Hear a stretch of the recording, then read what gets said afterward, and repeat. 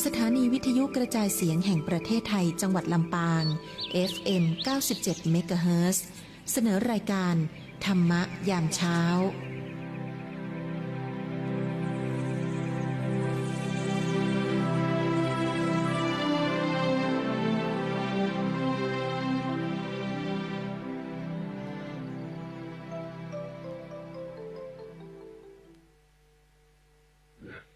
ขอเจริญสุขสวัสดีกับบรรดาศรัทธาเฒ่าแก่พ่อแม่พี่น้องศรัทธานักศิลป์นักบุญเฮาทุกคนทุกท่านที่ได้รับฟังสถานีวิทยุยามเจ้าอย่างเช่นเคยทุกเจ้า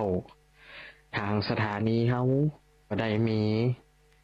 ธรรมะทุกเจ้า1 ชั่วโมงก่อนตีสถาเฮาจะได้ไปทำการทำงานจะได้ทำภารกิจก็ต้องเอาธรรมะเข้าลูบเข้าฉโลมจิตฉโลมใจเสียก่อนก็วันนี้ก็เป็นหน้าที่ของตุเจ้าวัดบ้านไห่ศิลาทองได้มาทำการจัดรายการวิทยุให้บรรดาพ่อแม่พี่น้องได้รับฟังซึ่งก็เป็นโครงการเป็นนโยบายที่ดีเพราะว่าช่วงเจ้าก็เหมาะสำหรับการฟังธรรมะยามเจ้าก็ขอให้ท่านคณะศรัทธาทุกคนทุกท่านได้ปราการมารับฟังสนับสนุนสถานีเฮาถือว่าเป็นสถานีใหญ่แพร่หลายไปหลายตีหลายต่างรับชมรับฟังตีบ้านตีจองหรือตีทำงานในรถได้เปิดวิทยุฟังก็ดีเปิดโทรศัพท์ฟังก็ดีหรือว่าฟังย้อนหลังก็ดีก็ต้องขอเจริญสุขกับพ่อแม่พี่น้องทุกคนทุกท่านที่ได้มาฟังก็ขออนุโมทนาเพราะว่าเฮาอยู่ด้วยกันเป็นกำลังใจให้กับพระสงฆ์องค์เจ้ามาก็หลายปีดีดักแล้วเนาะก็อาตมาเองก็ชื่นชมที่ต่างสถานีเฮาเนี่ยเห็นความสำคัญช่วงเจ้าก็เอาธรรมะฉโลมใจก่อนที่เฮาจะได้แยกย้ายไปทำงานภารกิจของไผมันนี่ก็ถือว่าเป็นเรื่องที่ดีเนาะท่านคณะศรัทธาเพราะว่าบางคนบางท่านก็บ่มีเวลาเนาะที่จะไปวัดไปวาบ่ได้มีเวลานักที่จะไปนั่งฟังธรรมก็เป็นวัยที่ต้องทำงานบางคนก็ทำงานอยู่ต่างที่ต่างแดนบางคนก็ทำภารกิจติดธุรกิจส่วนตัวทำงานก็มามีโอกาสที่จะได้เข้าวัดเข้าวาทั้งนี้ทั้งนั้นสุดแท้แต่ท่านศรัทธาเฮาก็บ่ได้มีไผเนาะที่จะมาบังคับขู่เข็นก็อยู่ที่ความสมัครใจความเสียสละที่เขาจะได้กินได้ตามมีเวลาแค่ไหนมีกำลังทรัพย์แค่ไหนเขาก็ทุ่มเทไปตามนั่นมันจำเป็นต้องเดือดร้อนตัวเองการทำบุญก็คือการทำโดยความตีบ่เดือดร้อนตัวเองและเดือดร้อนคนอื่นอันนี้ก็จะยังให้เกิดบุญอานิสงส์ของบรรดาพ่อแม่พี่น้องทำศรัทธาเฮาวันนี้เนาะเพราะว่าหลายตีหลายต่างท่านศรัทธาเฮาเกิดลมฝนหลายปีหลายพื้นที่ก็ช่วงนี้มันเป็นช่วงเปลี่ยนฤดูเพราะว่าประเทศไทยเฮานั่นมี3ฤดูแต่รู้สึกว่าแต่ละวันก็จะเปลี่ยนไปตามฤดูกาลแต่มี3ฤดูในวันเดียวก็มีเฮาเอาแหน่เอานอนบ่ได้เนาะแต่ศรัทธาเฮาก็เพราะว่าบรรยากาศของเฮารอบตัวเฮาสิ่งแวดล้อมรอบตัวมันเปลี่ยนแปลงไปหมดหมอกควันไฟป่าก็นักเกิดจาก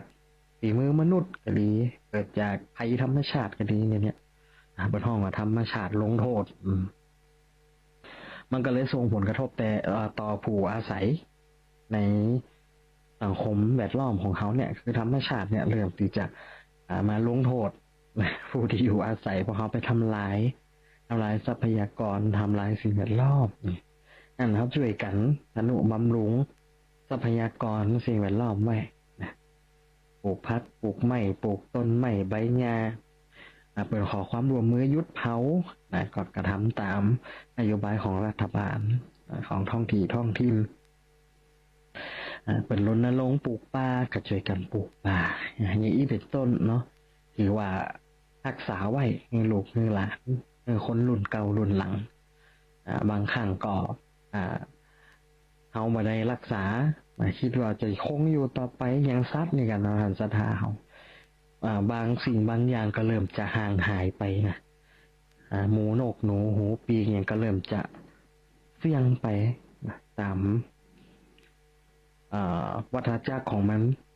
เพราะว่ามันก็มีวันที่สูญพันธุ์เพราะว่าเขาไม่ได้รักษามันไว้เขาคิดแค่ว่ามันก็คงจะมีแหมเนี่ยนะแต่ถ้าวันใดมันหมดละเขาก็เสี่ยงไปเนี่ยมาได้หันลูกหลานเขาก็มาได้หันด้วยการอนุรักษ์รักษาเอาไว้ก็ต้องขอเจริญสุขท่านที่เข้ามารับชมรับฟังทุกคนทุกท่านเนอะแต่วันนี้เลยมาทำหน้าที่ปกติแล้วเขาก็มาทำหน้าที่2 คน2 ท่านด้วยกันแต่สมาธิภารกิจอย่างที่อูไปอูแล้วก็อูแหมเนาะติดภารกิจได้มาทำหน้าที่อยู่ที่อำเภอเมืองปานเพก็บอกใครได้กลับบ้านไหลศิลาทอง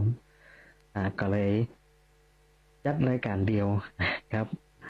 ท่านพ่อครูมาเปลี่ยนสลับกันไปมันแต่ก็ทางอาตมาก็จัดรายการดำเนินรายการเองบางครั้งก็ท่านพ่อครูก็ดำเนินรายการไปเองก็กำลังหาโอกาสเนาะจะได้กลับไปแหมครั้งหนึ่ง ไม่ออกรายการกูไปอู้เล่นอู้หัวกันแถวข้างหนึ่งสันสถาเขาได้มาพบปะกันในวันนี้ก็ต้องขออนุโมทนาเด้อเพราะว่าเขาได้ถือว่าเขามีบุญได้มาเจอกันถึงแม้ว่าจะไม่ได้หันหน้ากันแต่ได้ยินเสียงก็ดีละเนาะเอายังมีบุญต่อกันอยู่นะวันใดก็ถ้าวันใดเสียงบุญหมดบุญไปก็อาจจะไม่ได้มาทำหน้าที่ตรงนี้อาจจะต้องเปลี่ยนหน้าที่ไปคนรุ่นใหม่ได้มาช่วยสืบสานต่อไปพระนักพัฒนาพระนักเทศรุ่นใหม่ได้มาฝึกมาลองเวทีกับบรรดาพ่อแม่พี่น้องได้รับฟังรับชมกันเนาะวันนี้ท่านศรัทธาเฮาตั้งอกตั้งใจจดจ่อรอฟังว่าจะมาอูเรื่องอย่างมีประวัติมีตำนานอย่างจะมาโอมาจ่าช่วงนี้เนาะท่านศรัทธามันใกล้ปีใหม่ปีใหม่เมืองเฮาก็จะมาละวันสังขารหลองวันเหนาวันพญาวันปากปีปากเดือนเนี่ยก็ใกล้เข้ามาละเนาะก็เป็นวันที่คนไทยมีความสำคัญโดยเฉพาะทางเหนือเฮาคนเมืองเฮาจะให้ความสำคัญกับปีใหม่ก็ถือว่าเป็นการเปลี่ยนศักราชใหม่เปลี่ยนปีใหม่นะก็จะมีการทำนายทายทักดูเมื่อต้อหมอตักว่าเป็นมาเป็นไปจะได้วันใดมีเคราะห์มีโจกมีลาภพอเกณฑ์เป็นภัยจะเป็นจะได้บ้านเมืองจะเป็นจะได้ก็จะเป็นการทำนายของแต่ละแต่ละพื้นที่ทำแต่ละฉบับก็บ่เหมือนกันก็จะมีการทำนายที่แตกต่างกันออกไปเนี่ยอันนี้ก็ศรัทธาเฮาก็ ได้อนุรักษ์รักษาประเพณีวัฒนธรรมแห่ไม้งามกำสีคนซ้ายเข้าวัดอันนี้ก็มีหลายๆวัดได้จัดอยู่ถือว่าเป็นประเพณีวัฒนธรรมที่เป็นรากเหง้าของคนเมืองเฮาเนาะช่วงนี้ก็ใกล้ปีใหม่ละนะศรัทธาเฮาทุกคนทุกท่านก็ลูกหลานตันเต้าอยู่ต่างจังหวัดต่างตีต่างๆก็คงคิดว่าจะได้กลับมาอยู่ดูแลเที่ยวแอลกับปู่ย่าตายายกับพ่อกับแม่เป็นวันครอบครัวได้อยู่ด้วยกันได้มากินข้าวกินน้ำได้มาร่วมวงสนทนาสังสรรค์เฮฮากันเป็นธรรมดาปีใหม่ที่เราจะได้อยู่กับครอบครัวอันนี้ก็เป็นเรื่องที่ดีเพราะว่ามันมีใครเข้าใจเขาเต่าครอบครัวของเขาอย่างกับ พ่อกับลูกแม่กับลูกก็เหมือนกันว่าพ่อกับแม่จะดุด่าว่าให้อย่างใดแต่ในใจแล้วก็ยังฮักลูกอยู่ถึงแม้ว่าลูกทำผิดพ่อแม่บางคนก็ยังทำใจบ่ได้ก็ยังที่จะช่วยเหลือจุนเจือลูกอยู่ถึงแม้ฮู้ว่าลูกตัวผิดนะอย่างเงี้ยเพราะว่าความฮักของพ่อของแม่นั่นมันแน่นแฟ้นครอบครัวเฮาก็เหมือนกันสถาบอกว่าปีไหนก็แล้วแต่อาตมาเจียวมาบางคนมันก็มาเหมือนกันเนาะ100ครอบครัวก็จะมีสัก30-40ครอบครัวนะก็น่าจะมาถึงเกิงเนาะน่าจะมีสัก20ครอบครัวนี่แหละที่มันมาสามัคคีกันพ่อแม่นี่100%ก็จะมีสัก10% 20%นะตีป้าลูกไปในทางที่ผิดนี่ก็น่าจะมีอยู่ แต่ทั้งร้อยแล้วความฮักของพ่อของแม่ความผูกพันของพ่อของแม่นั้นมันยากที่จะตัดออกได้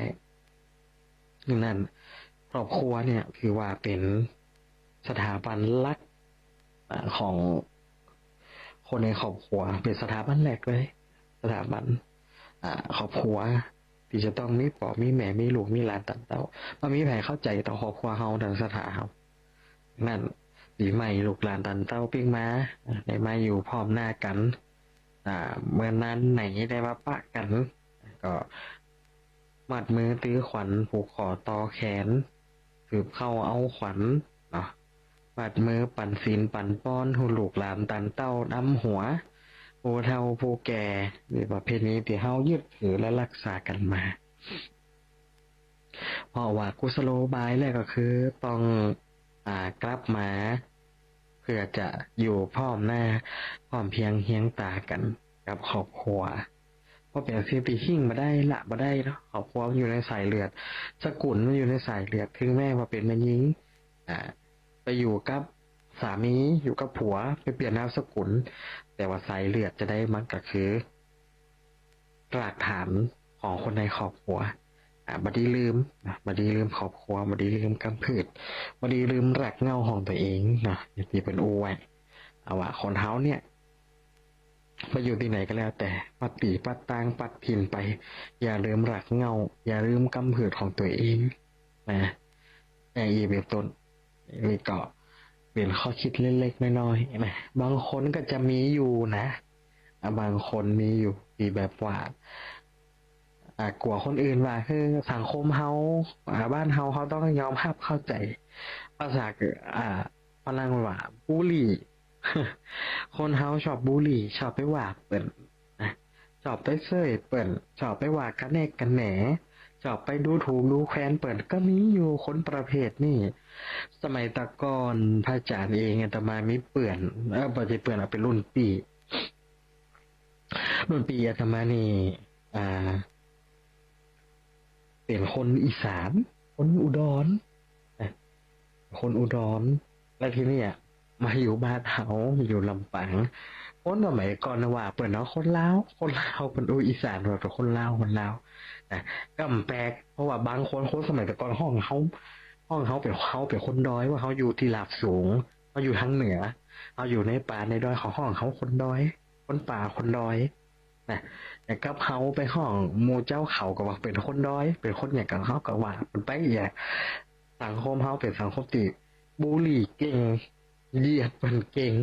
นะอันที่เนี่ยไอ้เนี่ยมาอยู่บ้านเขาแล้วก็มีเวลาไปกินไปกินไปต้านไหนก็ดีไปแอลไหนก็ดีไปซื้อขอดซื้อคว้าทำเปลี่ยนโทรมาแม่เขาโทรมาทางอีสานพุ่นนะโทรศัพท์กันภาษาไทยคนที่อยู่ในโทรศัพท์ภาษาลาวภาษาอีสานคนที่ห้ามก็ภาษาไทย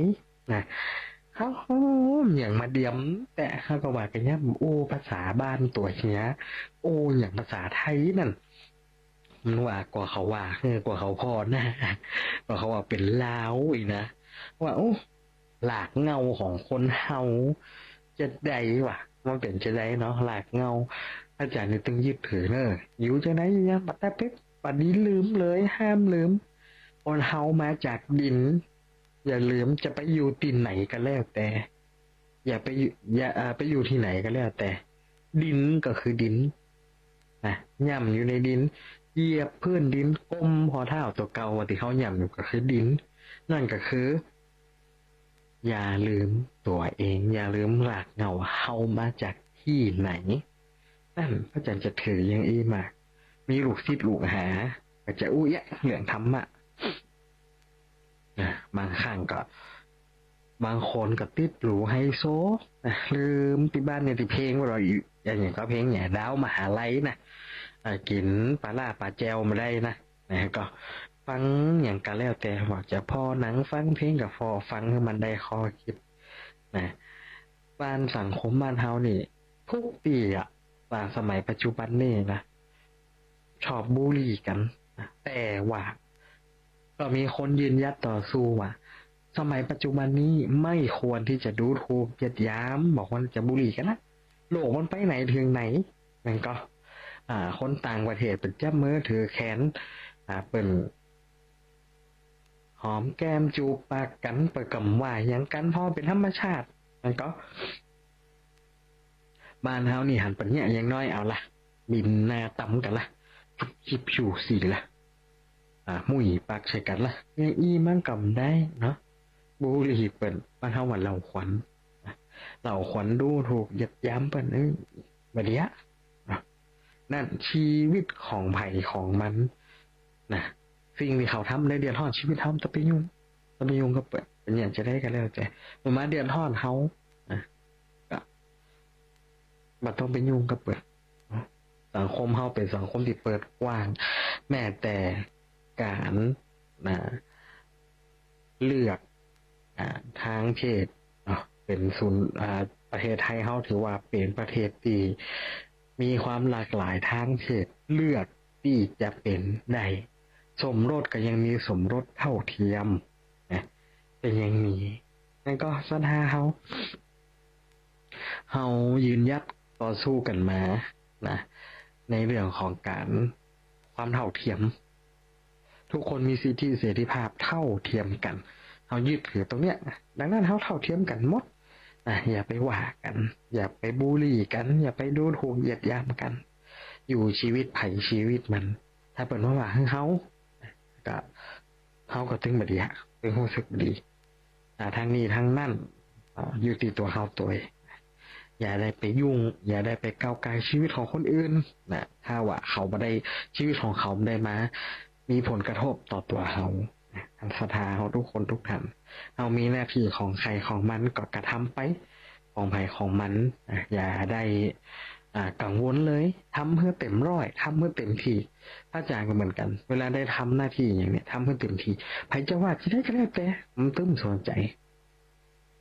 มีก็ทำบุญบูชาโทษโปรดสัตว์ได้บาปนี้บางครั้งใจการใจงานเขาป่นโอ้ดีแปลงนั่นแปลงนี่ด่าขอบด่าคัวจ่วยทำนั่นทำนี่ให้กำเตอเพียวไปเอามาละเพียวแล้วการแล้วงานตึ้มปากห่อกันตึ้งว่าดีว่าให้ขอบคุณกับตึ้งนี้เขาก็ไม่ต้องการคำขอบคุณจากไผ่แต่ว่ามนุษย์ผู้คนเฮาต้องอยู่ในพื้นฐานของกตัญญูคือการโห่คุ้นเปิ้นเนี่ยจ่วยเหลืออย่างเฮาต้องโห่บุญโห่คุณเปิ้นสุดท้ายมาฮักหลังกันอย่างอีก็บ่ถูกต้องนั่นเวลาพระจันทร์ได้รับผิดชอบอย่างก็จะทำให้ดีที่สุดถ้าได้จ่วยนะจะทำให้ดีที่สุดบางครั้งก็จ่วยเปิ้นนักล่ำไปกำดีมาเนาะบางครั้งอย่างอาตมาเองจ่วยเปิ้นนักล่ำไปจ่วยทั้งกายจ่วยทั้งใจจ่วยทั้งทรัพย์บางครั้งก็เสียทรัพย์เสียสินมาก็มีอยู่แต่เขาทำด้วยใจเขาชอบเนาะชอบในการช่วยเหลือโดยเฉพาะเขาเนี่ยแล้วในสิ่งที่เขาเนี่ยนั่นได้รับคำชมดีมากดีมาช่วยขอบคุณเด้อวันหน้าวันตามาช่วยแหมแต่บอกเคยติดจะไปทำแล้วเพื่อหวังผลตอบแทนเนออาตมานี่ไม่ได้หวังผลตอบแทนอะไรอย่างเลยแม้แต่เป็นเงินเป็นทองเป็นอย่างเฮือกะดีบ่เฮือกะดีถ้าเฮือกะดีถ้าบ่เฮือเหล่าให้น้อยอันนี้โอลืนมาได้นะนั่น เขาจ่วยต้องจ่วยคือสุดแหงจ่วยคือเต็มร้อยถ้าเขาจ่วยเต็มร้อยจริงๆเนี่ยมันต้องไปจ่วยไปละอยู่ห่างๆดูอย่างห่วงเนี่ยมันต้องไปจ่วยเปิดละถ้าเขาคิดว่าเขาบ่ไหวมันต้องไปจ่วยแล้วอย่าไปคาดขวางเปิดเพราะว่ามือไม่พายอย่าเอาเท้าเรานะหมายความว่าคนตีพายก็พายไปคนเนี่ยก็เนี่ยไปคนที่มันเนี่ยก็ตึงมันเนี่ยนะเลยเนี่ยเกิดความเดือดร้อนความเกลียดความเบื่อหน่ายก่ายจังกันไปเหียอ่ะอย่างเอี้ยสันสทาเขาอันนี้ก็ยกตัวอย่างให้สทาเนาะท่านสทาเขาอ่า แต่ละคนแต่ละทางต่อคนจะมีเนาะ ก็คงติดจะแบบมีแบบอีเนาะก็คงติดจะเข้าใจกันนะต้องเข้าใจช่วยเหลือกันนะที่ไปอู้ไปเล่าเปิดคือกำลังใจดีที่สุดอย่างอาตมาเองจะอย่างที่เขาย่ำไหวเปิ่งพระเปิ่งเน้นหอบบางครั้งก็ด้วยความที่ว่าหนึ่ง อยากกันเปิดว่าอยากคนเดียวอีพิมพ์แต่อยากกันหลายอย่างเล่นเนี่ยบางครั้งอยากกันโอ้มันถึงมันแล้วมันถึงมีหันอย่างเนาะแต่ว่าสิ่งที่บอกเคยลืมเลยก็คือว่า ถึงแม้ว่าจะใจเปิ่นจ่วยเขามีอย่างตอบแทนก็ซื้อเป็นหน้าเป็นขนมเป็นอย่างแจกเป็นกำลังใจเปิ่นมีเงินทองมีอย่างไปเฮือเปิ่นก็ซื้อของซื้อคนนี้เปิ่นห้องว่าน้ำจิตน้ำใจแบ่งปันกันไปประเทศไทยสังคมเฮาแต่ก่อนเปิ่นห้องว่าโพยข้ามหัวหรอก แล้วก็พระจันทร์เป็นบ้านพระจันทร์เยอะปีน้อง3 บ้าน 4 บ้านหัวเดียวกันหมดนะวันนี้กินแกงหยังเยืนไปวันนี้กินต้มไก่บ่มีไหมเอาอย่างกระแบงมันไปยื่นกันไป อันนี้เป็นสิ่งที่ดีอ่าสร้างกระชับมิตรไมตรีก็ประเทศไทยที่ไหนเป็นลูกเป็นหลานเป็นญาติพี่น้องเนี่ยนะอยู่ที่บ้านเฮานะก็ช่วยเหลือเกื้อกูลกันไปข้ามหัวหลอดหัวกันไปจากตีเคยดีกันเคยอยู่ด้วยกันผลประโยชน์ไม่ลงตัว การตกลงบ่ลงตัวแบ่งตีแบ่งตั้งแบ่งเงินแบ่งทองป่อตายแม่ตายแบ่งทรัพย์สมบัติโอ้อันนี้อย่าให้พี่น้องพิษอย่างกันพิษหัวกัน อันนี้พระอาจารย์เป็นคนรุ่นใหม่ถามว่ามีพี่มีน้องก็มีพี่มีน้องเก่าเขาก็อายุ20ไปป30เตี้ยก็ยังหนุ่มอยู่ถึงแม้ว่าจะหน้าเท่าก็ตามพ่อแม่มีทรัพย์สมบัติอย่างก็มีติดเนื้อติดตัวของพ่อของแม่เป็นมรดกตกทอดปู่ย่าตายายมีก็มีทรัพย์สินของพ่อของแม่มีก็มี แต่ว่าเขาหันการแตกแยกของครอบครัวหันทุกอย่างหันหมดนะอาจารย์ขึ้นในใจใครแค่ได้หยังก็เอาไปมันต้องแบ่งเฮ้อก็ได้แบ่งเฮ้อก็ได้แบ่งเฮ้อก็ได้ถ้าแบ่งเฮ้อก็ดีถ้าแบ่งเฮ้อก็ดีว่ากันนะมันต้องมาแบ่งต้องมาปาต้องอย่างกันก็คือว่าเอาตามใจลูกหลานเป็นว่าแต่อาจารย์นี่ตึงเดือดร้อนรอดใจยังใจว่าเขาโป่งเขาปล่อยวางนะเขาอยากจะเสียปีเสียนอกไม่อยากจะเสียครอบครัวเขาใครได้อย่างให้เขาเอาไปแต่วันใดเขามีเขาขอเปิ่งหรือต้องช่วยเหลือเขาได้นะเขามีนะนั่นไปขอเปิ่งก็ต้องได้นะอันนี้คือคนเดียวแต่ไม่ได้บอกไผคือเอาใจว่า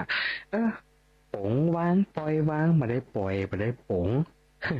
กิเลสตัณหาทุกคนก็มีเหมือนกันหมดเพียงแต่จะระงับจะกดมันไว้จะใดจะทิ้งจะละมันจะใดย่อมแล้วแต่คนจะมองตั้งอาตมานี่มองอย่างเอี้ยว่าไม่อยากจะเสียขอบครัวไปเขามนุษย์เป็นมนุษย์ที่เป็นสัตว์สังคมนะไม่ได้เกิดมาอยู่คนเดียวหากินคนเดียวตายคนเดียวปัจจัยเนี่ยเขาเป็นมนุษย์สังคมเกิดมาแล้วต้องมีเปื่อนมีปีมีน้องมีพ่อมีแม่แล้วก็ไปทำงานก็ต้องไปแหมสังคมหนึ่งไปทำงานแถมที่ก็ต้องไปแหมสังคมหนึ่ง สุดท้ายเขาเสียชีวิตคนในสังคมของเขานั่นจะมาร่วมแสดงความเสียใจกับเขาเพราะมนุษย์เป็นสัตว์สังคมอาตมาเองก็คิดว่าไม่อยากจะเสียพี่เสียน้องเพราะอาหารตัวอย่างมันเหม็นมากมายเหลือเกินใหม่ๆโอ้ยดีหมดพอผลประโยชน์บ่ลงตัวมันใจแค่เฉพาะครอบครัวหมู่เปลี่ยนหมู่ฝูงก็เหมือนกันดังนั้นมันจะเสียใจมากที่สุดถ้าครอบครัวแตกแยกเปื่อนแจ้งมันเป็นอย่างหาไม่ได้แต่ถ้าหากครอบครัวได้แตกแยกกันแล้วมันหมาแม่แต่จะเปิดไว้ก็ผีเผาเงาเนี่ยมันเป็นถึงขั้นนี้นั่นอาตมาเนี่ยบ่ได้ยึดติดทรัพย์สมบัติของป่อของแม่ของปี่ของน้องแต่จะฮืออูใดแต่มีความคิดเห็นจะเอาเจ้านั่นจะเอาเจ้านี่ใจว่าเขาเป็นตุ้เจ้าเขาพออย่างอีถึงแม่ว่าจะเสี่ยงบุญจะไม่ได้เป็นตุ้เจ้าจะสิคำตำพาและสิขาไปเป็นคนบ้านก็ตึมไปหลู่มรดกของปีของนอกแล้วแต่ปีแต่น้องปู่ย่าตายายจะเอาเอาแบ่งเอาปันนะเพราะว่าเฮาอยากเสียปีเสียน้องเขาจะตัดขาดเฮาก่อนเป็นอย่างแต่เฮาได้ตัดขาดเป็นอันนี้พระอาจารย์มองอย่างอีนะเพราะว่าเสียเปื่อนก็เสียไปเสียปีเสียน้องมันต้องเสียมได้ตายไปก็หวังจูงกันเข้าปัจจาปากรรมจะไปโขดไปเกลียดกันเนี่ยยังตายไปก็ต้องไปป้ากันอย่างเก่าจะน้ำป้ากันเป็นอย่างตายไปก็ต้องไปป้ากันอย่างเก่ามันต้องไปเกลียดมันต้องไปเดือดร้อนร้อนใจปาคอกันกับต้องปากมันต้องอุ้มต้องจ้ามันต้องไปแจงจักฮักลูกอย่างอีเป็นต้นอันนี้คือสถาฟังคือสถาทุกคนทุกท่านได้เข้าใจนะแล้วก็สถาเฮาทุกคนเนี่ยคือว่ามีหน้าที่เหมือนกันทุกคนทางอาตมาก็มีหน้าที่ของตัวเองมีหน้าที่ในการทำงานขออภัยมีหน้าที่ในการเรียนและก็มีหน้าที่ในการทำงานบทบาทหน้าที่ของตัวเองได้รับการ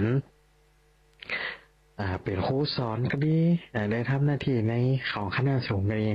ก็ต้องทำงานได้ถึงทำงานนะทำงานของตุ้เจ้าเนี่ยไม่ได้หมายความว่าจะไปหัดจ้างแบกหามอย่างแต่การทำงานในแบบของตุ้เจ้าศรัทธาก็ต้องหาเลี้ยงชีวิตเลี้ยงปากเลี้ยงท้องเลี้ยงลูกเลี้ยงหลานเลี้ยงป่อเลี้ยงแม่ต่อไปนะทุกคนมีปัญหาและอุปสรรคอาจารย์เองเนี่ยเคยทุกคนมันมีหมดเนาะแต่ว่าไม่อยากจะยกตัวอย่างไผจะยกตัวอย่างตัวเก่าทุกคนมีปัญหาและอุปสรรคหมดจะไปขึ้นว่าจะได้มาตุกกับตัวเก่าไม่ใช่ทุกคนมีปัญหาและอุปสรรคอาตมาก็มีปัญหาและอุปสรรคบางครั้งมันจะมีอย่างมาขัดขวางอย่างเฮาห้องว่าพญามารเอาละนะมีพญามารมาละเขาจังห้องว่าพญามารมันจะมากวนเฮาเวลาเฮาคิดดีทำดีอย่างตอนเฮาบ่ทำดีเขาคิดบ่ดีมันก็จะมาเตรียมเฮาแหมทำเลยเนี่ยคางหัวเนี่ยตึ้มดีแต่ละเนาะพญามารเนี่ยมันบอกมาเป็นมารแต่ทุกคนมีหน้าที่มีการทำงานของตัวเองหมดทุกคนมีหน้าที่ภาระหน้าที่หมดบางครั้งเขาเนี่ยอย่างก็แล้วแต่มันจะมีปัญหาและอุปสรรคผู้คนมีหมดอุปสรรคปัญหานะพระอาจารย์เองเนี่ยเคยคิดเนาะตอนนั้นเขาเป็นละอ่อนคนสมัยตะกอนไปถึงว่าเอาไว้นะช่วงหน้าเนี่ยหน้าแรกเนี่ยหน้าพนอย60หน้าอันปีใหม่สงกรานต์นี่ตอนพระอาจารย์ก็ยังอีเป็นพนอยอยู่ม.3จบแล้วแต่อยากจะที่ทำตำภาพว่ายังหันเปลี่ยนหันโฝงซิแล้วเขาไปเอวเขาถ่ายหกมือพอมาขับรถไก่วัดไก่บ้านเนี่ยฮะบ้านใต้เขาขันเป็นสีถ่าดีมวนก็อยากจะลาสิก็อยากติดสิขาลาเพจใจนี่ตึงเกิดแล้วนะสถาอยากจะลาสิขาถามว่ามีเงินก็มีแต่อย่างสิก็เปลี่ยน ใครสิแต่ก็มันบอกผมถูกเนาะพอเขาขึ้นจะเอี้ยเมื่อคืนมารับฝัน ฝันว่าซิกเอาไปแล้วใช้ชีวิตตั้งนอกแล้วก็บ่ไหวแล้วก็ปีกมาบวชแหมฝันจะอีตลอดเป็น10 วัน 10 คืนปุ่นน่ะฝันที่เอี้ยก็เลยตัดสินใจว่า โอ้มันซิกดีกว่าเอาฝันนี้ยังแต่เลยนะสถาอ่ะมันเหมือนกับว่าบุญเฮามันเสี่ยงอ่ะหมุนผาเหลียงมันหมดอย่าเปิ่นมาบอกไว้ถ้ามึงซึกเดียวนะน้อยมึงตึงได้มาบวชแล้วก็จะไปขี้พายชาวบ้านกันนะโอ้บอกตูเจ้าหนักอย่างจะได้พอพระนะซิกไปแล้วกลับไปไหนมันหลอดไปตุกป่อตุกแม่ปุ่นเปิ่นเฮอมันมาบวชเหมาะนะอันก็กรรมปักชาวบ้านมันจะดีนะก็เลยอยู่มาเป็นซึกเจ้าจนถึงทุกวันนี้ ถ้าซิกไปเหมือนนั่นก็คงได้มานั่งอูทำมือสถาฟังเนาะนี่ว่ายังว่าเฮามีบุญต่อกันนะแต่อนาคตเป็นสิ่งที่บ่สามารถที่จะทำนายได้เนาะแต่เป็นสิ่งที่มาแน่นอนขาดการไว้มาแน่นอนอู้ได้แต่ว่าอาจจะเกิดขึ้นก็ได้ไม่เกิดขึ้นก็ได้นะเพราะว่าคนเฮาบัดจากกันตอนตายก็จากกันตอนเป็นอย่างตีพระอาจารย์อาตมาได้อู้ไว้เนาะคนเฮาต้องมีพลัดมีพรากมีจากมีจรมีสรรเสริญก็ต้องมีนินทา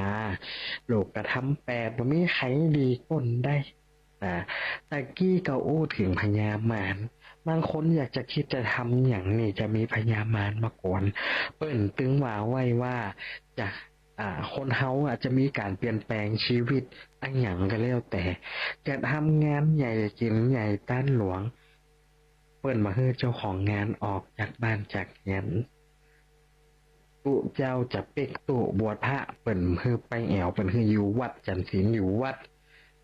นะไปหนุ่งขาวห่มขาวไปฝึกสวดไปฝึกกาวขานหนักสวดหนักหยังคือไปฝึกปันศีลปันป้อนอยู่วัดปุ่น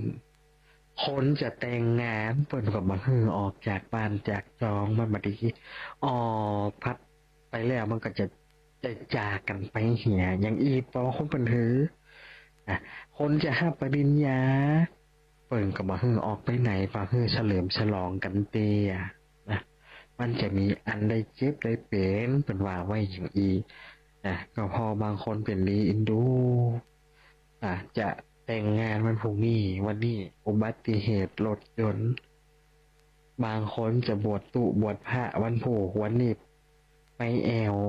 เกิดรถยนต์บางคนแห่พระแห่นาคแห่พระนาคเข้าวัดกำลังจะเข้าวัดกำลังจะเป็นพระเป็นเน้นอยู่หันแล้วถูกรถจนอย่างเอี้ยมันจะมีอันได้เจ็บได้เป็นพระห้องว่าเป็นมารนะพญามารอย่างที่ตุเจ้าเปิ่นเวลาเป็นสวดเบิกมันจะลบเบิกมันจะใส่กาพญามารชิงแต่นแก้วม้วนนะเป็นม้วนเป็นอูม่วนเป็นว่าใส่กาใส่อย่างม้วนโดยเฉพาะตุเจ้าหนึ่งวัดบ้านไห่นี่นะเพราะว่าเสียงจัดหมดนะเขาก็อัลล่ามเก่า อันนี้อูเลนมาได้เปิ้นว่าไว้ว่าตุเจ้ากาที่เปิ้นว่าเนี่ยตุเจ้าเปิ้นว่าคันเนี่ยกาพญามารชิงแต่นแก้วมันจะมีเนื้อหาสาระใจความมันท่านว่าพญามารเนี่ยมันมีความโหดความเกลียดพระพุทธเจ้าเพราะว่าพญามารเนี่ยสักวันหนึ่งจะได้เป็นพระปัจเจกพุทธเจ้าจะได้มาเป็นพุทธเจ้าในภายภาคหน้าสวยแต่ว่าพระพุทธเจ้านั้นมาเกิดก่อนและจะได้ตรัสรู้ก่อนไม่อยากจะให้พระพุทธเจ้าเขาได้ตรัสรู้เลยทำทุกวิถีทางให้พระพุทธเจ้าเสียสัจจะหมายความว่าพระพุทธเจ้าได้อธิษฐานเปื้อนเก้าโพว่าถ้าเฮามาได้บรรลุอนุตตรสัมมาสัมโพธิญาณเฮาจะบรรลุจากที่นี้อันนี้คือสัจจะวาจาได้ลั่นอธิษฐานเอาไว้พญามารโหพระพุทธเจ้าตั้งสัจจะอธิษฐานว่าตอนนี้พระพุทธเจ้ายังไม่ได้บรรลุยังมาได้บรรลุธรรมมาได้ดวงตาครับเนี่ยจริงลูกจากที่นิมได้เขาจะต้องย่างให้พระพุทธเจ้าเสียสัจจะคือลูก ออกจากเต็นบัลลังก์นี่เมื่อเสียสัจจะเสร็จการบำเพ็ญเพียรมาเพื่อจะเป็นพุทธเจ้าก่อมมีประโยชน์จะทำทุกวิถีทางที่คือพระพุทธเจ้าเขาเนี่ยเสียสัจจะคือลูกหนีออกจากแผ่นธรรมะบัลลังก์ที่เป็นอธิษฐานไว้พญามารก็สร้างเรื่องเอาเจ้าพวกเจ้าหมูมาสิงสาราสัตว์มาข่มเหงเต่งเต๊กพระพุทธเจ้าเขาทุกสิ่งทุกอย่างแล้วก็สามารถที่จะทำลายพระพุทธเจ้าได้ด้วยบุญญาบารมีที่ได้สั่งสมมาเป็นหลายภพหลายชาติพญามารก็บอกว่าท่านฮู้ก็ว่าญาติพี่น้องเสนาอำมาตย์หมู่สัตว์ในป่าในดงหมู่ข้าทาสบริวารทหารข้าพเจ้าเป็นพยานได้ว่าแท่นแก้วนี่เป็นของเขาท่านจงลูกหนีไปไงแล้วถามพระเจ้าว่าพยานเขามีเป็นร้อยเป็นพันเป็นหมื่นพยานของท่านมีก่อพระเจ้าว่ามีพยานของเขามีแต่ว่าแม่ธรณีเนี่ยถึงจะมาเปลี่ยนสักขีพยานให้เขาได้เพราะว่าบัลลังก์นี่เกิดได้จากบุญญาบารมีของเปิ่นที่เป็นได้สั่งสมมาแม่ธรณีก็ขึ้นมาเอาหลักฐานมาให้พอคือบีบมวยผมน้ำหยาดไหมต้านที่พุทธเจ้าเขาได้หยาดน้ำไหมตานมาบิดมวยผมล่างหมู่พญามารปุ่นลิ้วหายไปปุ่นนะด้วยปุญญาบารมีอย่างอี้เป็นต้นนันสดาเขาคนเฮาก็เรียกแต่เนี่ยอย่างก็เรียกแต่มันต้องมีมารมาปวนจะเนี่ยอย่างชื่อหวยมันได้โอ้ตัวเข้ามดแต่มันปีนซ้ายปีนขวามันได้มันซับตำแหน่งกับได้หมานตัวนี้มันจะได้เป็นลำเป็นเหลืออีกนะ บางคนก็ตั้งใจไว้อยากจะทำอย่างสักอย่างกับบางครั้งก็พอลงมือทำแล้วใจมันบัดตั้งมันมีอันมากผลเนาะอีก็มีนะเพราะว่าทุกคนน่ะศรัทธาเขามันอยู่ติดใจเนี่ยอย่างติดเป็นอุไว้ว่าจิตเป็นนายกายเป็นบ่าวจิตสั่งกายกระทำจิตใจของเขาเป็นนายนะเขาจะทำหรือบ่ทำมันอยู่ที่ใจของเขาสั่งถ้าใจเขาเข้มแข็งเลยฝึกฝนเลยเข้มแข็งเลยแน่อันเนี้ยมันจะต่อสู้กับใจเขาที่ทางเสื่อมได้คนเขามีสองใจนะสองใจไม่หมายเขามว่าจะมันจะแบบเป็นคนหลายใจนะใจของคนเขาแบ่งเกิงเลยอันหนึ่งนี่เป็นขาวอันหนึ่งเป็นดำอาตมาเกิดอย่างนี้พอมาฆ่าเขาจะง่ายอย่างมันจะมีหัวคิดแบบหนึ่งไหมแต่เนี่ยมันผูกกันเนี่ยมันกระจุกเขาขี้ข้านไม่เหี่ยนะเป็นจะอีนะฮะกองเขาจะง่ายอย่างเนี่ยเตี่ยห่อนผูกกันมันขึ้นมาเขาเนี่ยเตี่ยกันเนี่ยผูกกันมันจะมีครับไม่น่ะทาเอาหวยก็เจ้าเลขนี่ไงเหมาอ่ะไปมาเหมาแรงออกหมูเอาเห็นไหมล่ะแหมอันก็มันมีอันอย่างนะที่มันจะมากวนเฮาหนาอันเนี้ยเพื่อนห้องว่าพยายามหันสิสถาหว่างแม้มันจะมากวนเฮาคนเฮานี่มันมีสองอย่างมันมีด้านมืดและด้านขาวด้านสว่างดังนั้นไอ้อย่างมันจะมาควบคุมเขา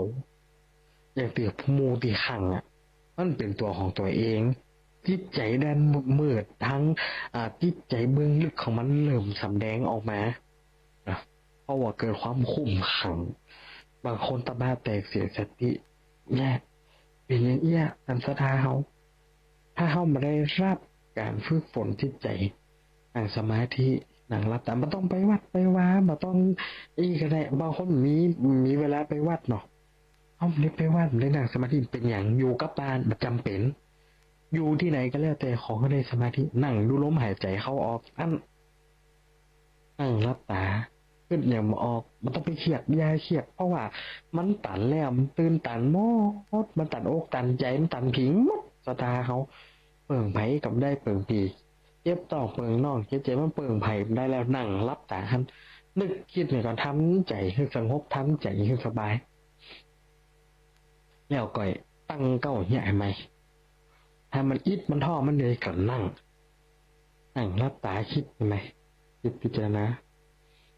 นั่งให้เกิดสมาธิบริเขียดบางคนความเขียดมันสะสมไปเรื่อยๆไปเรื่อยๆนะแล้วพอมันระเบิดมามันมาฟังไขเกิดการคิดลึกคิดสั้นคิดโอ้จะทำลายร่างกายตัวเองทำลายร่างกายคนอื่นบันดาลโทสะโจกปืนมายิงปืนเพราะว่าอย่างโคตรเพราะว่าเกลียดจะสองอย่างเนี่ยมันโคมใจเฮาอยากใจเฮานี่คือตัวตนของเฮานะสถาคือตัวตนของเฮาร่างกายนี่มันคือของเฮาไม่อาศัยเปิ่นเฮามาอาศัยเปิ่นจิตใจของเฮาเนี่ยเป็นตัวตนของตัวเราใจเฮาเนี่ยนะสิ่งที่จะบ่งบอกนิสัยดีนิสัยไม่ดีจะนิสัยหน้าฮักผมหน้าฮักก็อยู่ที่อ่า การกระทำอยู่ที่ใจของเขาส่งผ่านร่างกายแล้วอย่าเกิดการกระทำออกมาตั้งหน้าจิตเป็นนายไก่เป็นเบาคมที่ทมใจเขาไว้ซะทะคอยที่จะรักษาจิตรักษาใจเขาไว้อย่าได้ให้มันเป็นไปตามอารมณ์ชั่ววูบบางคนว่าอารมณ์ชั่ววูบนะอย่างละเด็กละอ่อนวัยรุ่นนะจี้หน้าด่าป่อด่าแม่ขอเงินขอท้องมาได้บางคนก็มีนะบางครั้งมันก็อาจจะเป็นตัวตนของเขานะที่ไม่ได้รับการอบรมทางสอนอบรมบ่มเพาะมาอย่างอีกก็มีนะแต่ก็ไม่ได้ว่าคือไผแต่ก็ขอคือหูจักข่มจิตข่มใจของเฮาแต่อย่างก็แล้วแต่ข่มจิตข่มใจไม่หันมันต้องไปว่ามันต้องไปตีโพยตีพายมันต้องไปว่าอย่างนั้นครับอย่าเนาะข่มจิตข่มใจเฮาไว้อย่าเฮอพยายามมาในเบื้องลึกของเขามันขึ้นมาออกอารวะอย่าเฮอเปลี่ยนเขาเป็นคนละคนไปอันนี้พญามารเรื่องพญามารอยู่ในบทพาหงส์นะพาหงส์มหาการพาหงส์สหัสสมาพีนิมิตสาวุทันตังครีเมคารังอุทิตโคและจะเสนมาลังแหน่เป็นท่องเป็นเจ้าเป็นสู้ทุดกันนะนี่แหละสนาเฮามันอยู่ในบทส่วนในบทแหลกเนาะวันหน้าวันตาเขามันเล่าเป็นบทไปให้สดาฟังนะติดติดตามตอนต่อไปอย่างล่ะถ้าปฏิดตามตอนต่อไปเมื่อเดี๋ยววันติดมาผมฟังเนี่ยละเหียวันอื่นนี่ฟังจัดเจียพอเจ้าหนึ่งมาลำใครฟังอะ อันนี้อูเล่นนะก็น้อยอกน้อยใจหมดเก้าถ้าเปิ่นฟังแหม อันนี้สถาเฮาถือว่าคือความสำคัญกันนักนะเพราะว่าเฮาพอตลอดเนอะ ไผไผคอมเมนต์ไผคอมเมนต์ อันนี้ทักทายปราศัยกันไปนะบางคนบางท่านรับฟังอยู่ที่ไหนอยู่ที่บ้านอาตมาชอบเนอะที่มีหลายคนอ่ะกำลังขับรถไปทำงานเปิดฟังวิทยุรายการธรรมะทุกวันเจ้าโอ้ซื่นใจจะไปทำงานยังบักขาดธรรมะนะโอ้แต่ห้องเล่นห้องมันมีเป็นธรรมดานะเลยสไตล์ทุกเจ้าหนึ่งเดี๋ยวจะอีจะเล่นนักก็บ่ได้บ่จะว่าหัวจะว่าเต้นะก็ไม่ได้จะเป็นการสร้างการสอนเพื่อขอศรัทธาเขาจะไปว่าทุกเจ้ามาสั่งมาสอนทำมาคือความโหแนะนำกันไปบ่ได้จะมาสั่งมาสอนไผลำพังตัวอาตมาเองเป็นผู้ด้อยปัญญาเป็นผู้น้อยด้อยปัญญาก็อาจจะมีน้อยนิดนะเต่าแข่งมดแดงพาทีก็ต้องขออภัยเพราะว่าเฮาเป็นพระรุ่นใหม่สไตล์การอู้การจาการเตดการทำกันยังเฮาก็จะอู้ไปตามสไตล์เฮามาเล่นหนักเกินไปบัจริงจังมากเกินไปอู้เรียนอู้หัวกับสถาไปอย่างอีขอสถาเขาจะไปถือเนอะช่วยสนับสนุนลูกหลานตันเต้าคือเจ้าหนึ่งต่อไปพอดีได้ละได้เลยกันนะเพราะว่าจะต้องมีกำลังจะต้องมีกำลังใจต่อสู้เพื่อจะได้มา เตดน้ำเตดทำเฮือศรัทธาฟังต้องมีกำลังใจรักษาเนื้อรักษาตัว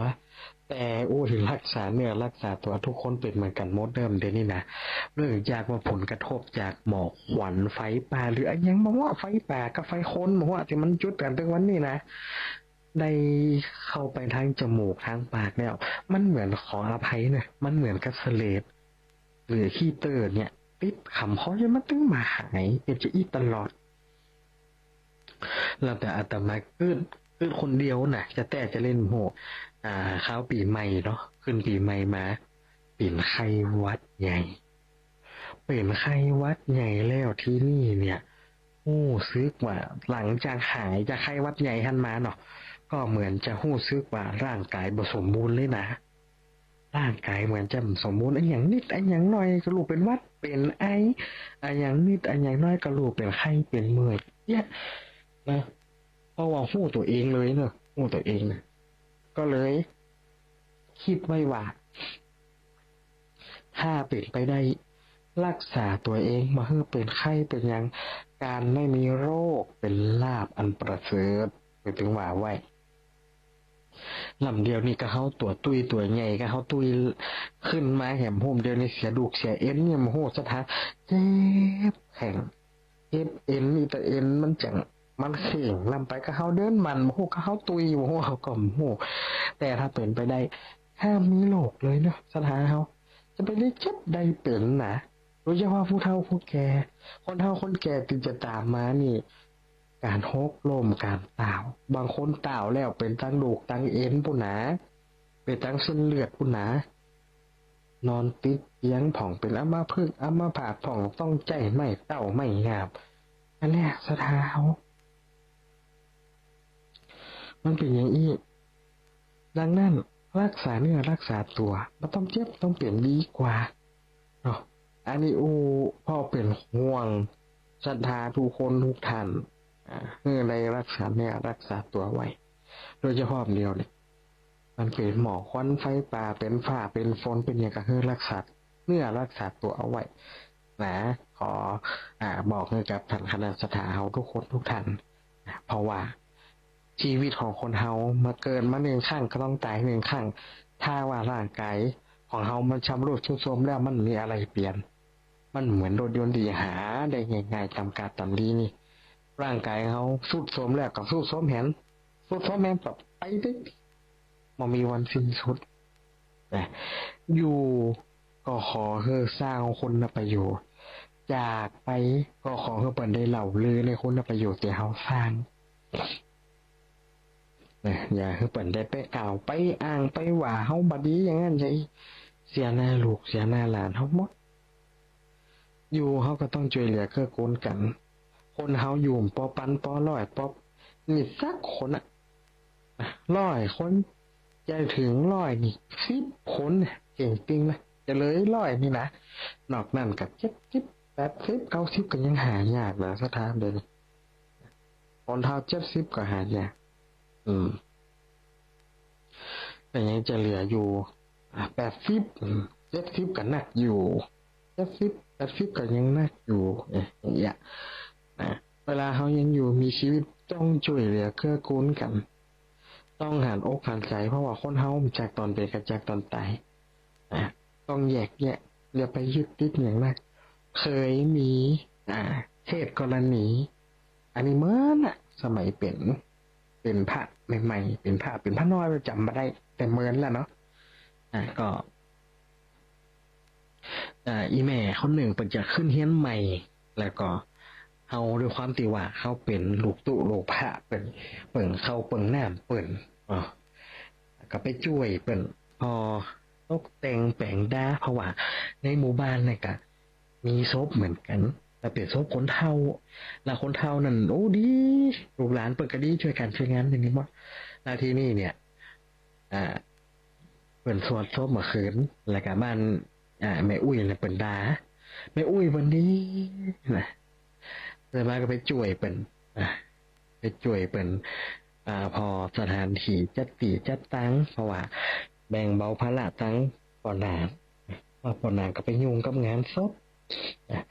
เจ้าก็เลยมาช่วยเปิ่น มาดูสถานที่หลัดลาวแล้วก็จัดสถานที่อย่างเรียบร้อยเนี่ยได้สัก6 โมงไปบอกอุ้ยอันเฮาไปอันช่วยเป็นบ้านศพบ่เนี่ยดอกไม้เป็นตองเป็นหยังบ้านอีแม่เหลือเฮาไปหอมเปิ่นเหียบ่อย่างมืดเฮาก็ไปเป็นเจ้าภาพเหียเพราะว่าวันนี้วัดเฮาเป็นเจ้าภาพบ้านเฮาเป็นเจ้าภาพเป็นผู้เฒ่าผู้แก่บ้านเฮาไปบ่เอาเข้าเอาของไปหอมเหีย ไอ้อุ้ยก็ว่าตึงจะไปเพราะวันผูกไปได้ไปนี่แหละวันผูกเขาได้ไปเขาจะไปวันนี้ลูกหลานเป็นลูกตั้งใดมาบอกโอ้โธ่เอ๊ะเอ๊ะเอ๊ะอะมาอันเอ๊ะอะเอ๊ะปัดใส่อันไม่หลวงก็คือว่ามันจะเอ๊ะใส่เฮากับมั่วนะเอ๊ะใส่ไม่หลวงไปอย่างหยังมาโหกาละหน้าที่ ตัวจะซื้อจะตามวันเกิดวันผูกไปงานแล้วว่ามงคลไปงานขาวดำพอดีหยังเสื่อมแหมว่าไม่หลวงไปว่าอันอีกหน่อยไปเอาครัวไปหอมเปิดกระต่ออายุเขากาเปิดเกิดจะอีกไม่อยากไปเลยตัวเจ้าจะไปกันยังไปมาจวนเปิดไปยังว่ามาใจปีอัน เอาหัวไปหายไปหอมเปิดห้องมาได้ใจอย่างแล้วเราไม่ต้องรอกับซื้อมันนักล่ำไปกับไปหอมซบเปิ่นคนบ้านเดียวกันเปิ่นก็มีจิตอาสามาช่วยเหลือเกื้อกูลเฮาบ้านพี่บ้านน้องกันมาไปมาต้องไปอีแม่มาต้องไปแหมว่าเฮางานชอบงานซากตัวอยู่ซื้อจะตาวันพรุ่งนี้ว่าถืออย่างเป็นลำเปลียอู้ในใจถ้าไปอ่ะ ถ้าไปกับตามาน่ะลูกหลานก็ยังว่าอู้ดีๆกับคนเฒ่าคนแก่ถ้าไปเริ่มตามานะอยู่บ้านซบมันจะช่วยประดาเข้าด้าหน้ามันน่ะเลยเดี๋ยวเป็นยาคบยากินให้เริ่มตาปีกบ้านนะโอ้ยว่าแม่หลวงว่าแม่ตัวเก่านี่มาถูกเขากันเลยลุมเหมือนดีอ่ะก็เลยว่าอ่านวันผูกเฮากับบามาเตะทำเฮากับบามาสวดเฮือ เอาล่ะโอ้หยังแม้ว่าแต่อีก็โคตรว่าคือเอาเฮามันได้โคตรเพราะว่าวันนี้เขาจะไปงานศพเขาจะไปเตะทำศพเขาจะไปสวดศพแล้ววันพรุ่งนี้ตุ๊เจ้าที่สวดศพเมื่อคืนเนี่ยจะมาสวดขึ้นเฮียนใหม่สวดสืบชะตาให้แม่หลวงมันเป็นอวะมงคลว่ะมันก็ดีเขากล้าฮะของพวกเขาก็ถัดจับมาเพราะวันนี้เขาไปบ้านศพ ดักปิงเอาก็ยกตัวอย่างนะครับจะไปเกิดจะนี่คนเฮาตายไปแล้วบ่เกี่ยวกับผู้อยู่เกี่ยวกับผู้เป็นคนตายไปแล้วบ่จะหู้เรื่องหู้ล้างสักอย่างเปิ่นจะแปลงปราสาทปราซอยจะเอาหยังประดับประดาหรือแบบเนี้ยหยังมันมีทางหู้มันมีทางหู้ตายไปแล้วก็ตายไปแล้วไม่ได้เกี่ยวโยงอย่างกับคนอยู่นะโหนที่ปันตายไปปกับป้นไปแล้วคนอยู่จะต้องจัดการจัดงานจัดทรงสการตามขาเบอร์ปอเฮ้อแม่มันจะได้เสียมมาแผ่วลูกแผ่วลันว่าปอมันตายแม่มันตายเดี๋ยวมันก็หมอมวนโอ้มวนใจเนี่ยมันจะเป็นจะอันจะเอียมันใช่คนเฮาต้องแยกแยะนะสถาคำว่ามีน้ำใจไมตรีคำว่าบุญนี่มันมีตีต่ำตีสูงมันมีแบ่งพักแบ่งพวก มันมีว่าคนที่จะทำกับคนไหนคนที่จะทำกับคนไหนคำว่าบุญนี่นะมันทำได้ทุกคนทำได้ทุกที่ทำได้ทุกสถานที่แม่แต่เป็นกรรมเกิดว่าจะเนี่ยจะนี่เอี่ยเป็นบุญเป็นกุศลแล้วบ่ต้องกระทำก็ได้แค่คิดก็เป็นกุศลแล้วนี่แหละคือบุญมาได้อยู่ที่ว่ามันเป็นบาปมันเป็นเนี่ยดวงชะตาตกดวงซวยดวงอย่างมันจะแค่นั้น พอคิดวิเคราะห์แยกแยะกันแฮมใหม่อย่าได้เอาไปเหมารวมบางคนเหมารวมไปงานจบงานฉากมันผูกเขาจะมีงานมงคลของเขาเป็นยุ่งกับเปะมันนี้คือจะอันนี้คือการปฏิเสธบุญ คืออยากให้จิตใจของคนเฮาคุณมัวหมุนเศร้าถึงแม้วันพรุ่งนี้จะมีงานใหญ่งานบุญใหญ่สำหรับตัวเก่าวันนี้จิตใจเศร้าแล้วจะเนี่ยจะได้นั่นอย่าเศร้าอย่าโศกอย่าอย่างต่อไปก็คือบ่ไปบ่ต้องอู้ไปก็คือไปต่อไปก็คือบ่ไปบ่ต้องบ่อู้เนี่ยมันอาจจะเป็นการละเมิดศีลการกระทำทางวาจาเนี่ยก็คือการโอสอดเสียดโอปดหมดเฮ็ดโอสิ่งเพ้อเจ้อไร้สาระเนี่ยอันนี้ก็ขอให้ศรัทธาเฮาได้เอาไปคิดเอาไปแยกกันเอาเองเพราะบางครั้งเฮาอาจจะเผลออู้ไปไม่ได้ยับยั้งไม่ได้ชั่งใจชั่งคิดอย่างเอียเป็นต้นก็ต้องแจ้งศรัทธาทุกคนทุกท่านได้รับทราบได้รับรู้เพราะว่าปัจจุบันนี้เนี่ยทุกคนเนี่ยเริ่มจะจิตใจของคนเฮาก็เริ่มจะสั้นลงเริ่มจะหินลงดูจากข่าวแม่นก็ขอใจสถานที่ขอเดินกายลัดท่านน้อยเดียวได้ตีเปิ่นมุกเปิ่นฟันเปิ่นขอน้ำปลาขอกะปิน้อยเอามาใส่ข้าวใส่น้ำใส่แกงก็ด่าเปิ่นเดือดเปิ่นอย่างนี้เป็นต้นจิตใจของคนเฮานั่นมันหินลงดังนั้นสถานเหมือนกันขับรถขับลาพอเนี่ยพอตายไปปาดหน้าเปิ่นด้วยติมได้ตั้งใจก็ดีไปมิ่งหัวมิ่งตาเขาจกปืนยิงก็มีนะอันนี้ก็จิตใจของคนเฮามันหินลงดังนั้นสถานเฮายิ่งอูไปมันก็จะเริ่มหมดเวลาไปก็ต้องขอฝากข้อคิดไว้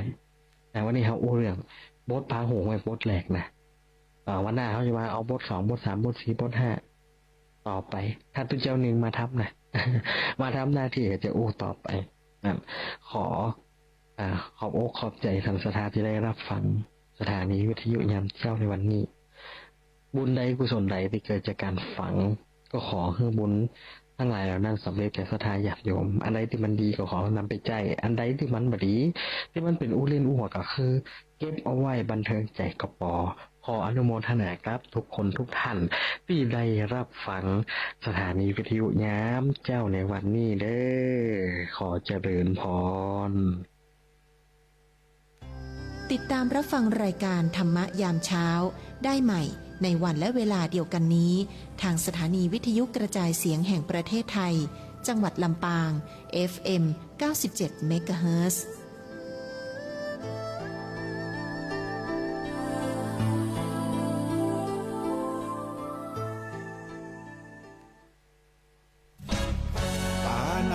ปาตาเวรมณีอทินนาทานาเวรมณีกาเมมุสาสุราเม